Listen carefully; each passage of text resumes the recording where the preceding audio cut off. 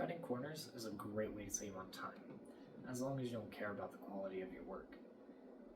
And as long as you care about what your professors think about you and how good of a grade it is that you want to get, it's usually pertinent to you to not cut those corners.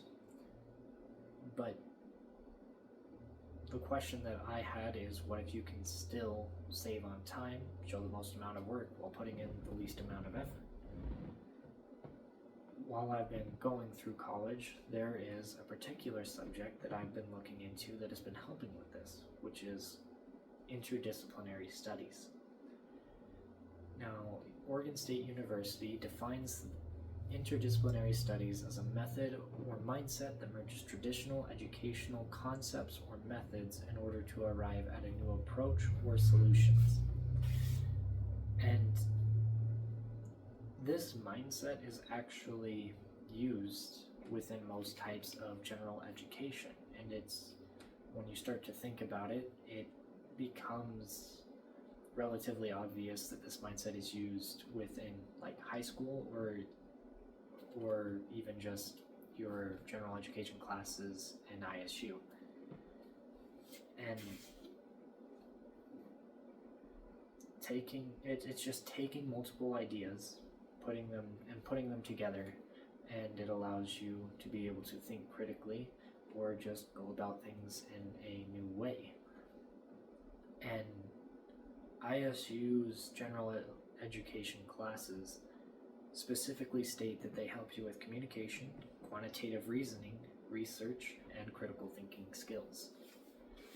And it's a varying different set of classes, from art, math, to oral communication.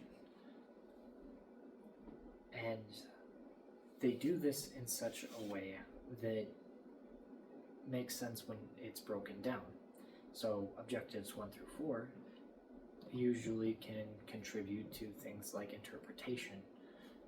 So you have things like written English, spoken English, foreign languages, and math, which can be considered as quantitative reasoning or quantitative communication. And then 5 through 9 are ways of knowing or thinking critically. It's just the ability to take the information that you just interpreted and the information that you can now understand and communicate to others, and then being able to find a way to use it to solve problems or come up with new ideas. And when you combine these, you become a problem solver, which is usually the main thing that employers look for, because if they wanted somebody knowledgeable, they would get somebody with a certificate with a focused education within that specific job that they are getting.